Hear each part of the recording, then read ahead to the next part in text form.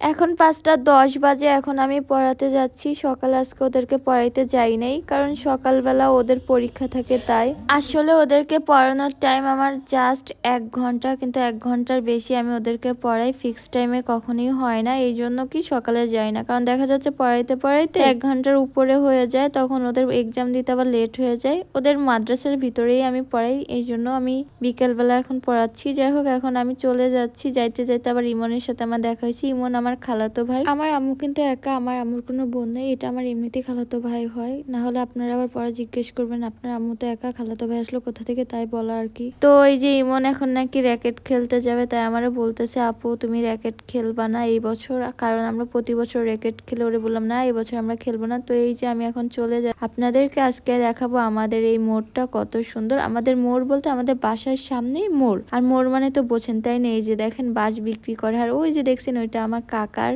Godown. কাকা বললে ভুল হবে, কারণ এটা আমার আব্বুর গোডাউন। কারণ এই মানুষটাকে আমি প্রথমে বাবা বলেই ডাকতাম। তো ওই গল্প অন্য একদিন বলবো। টাটা, আসসালামু আলাইকুম।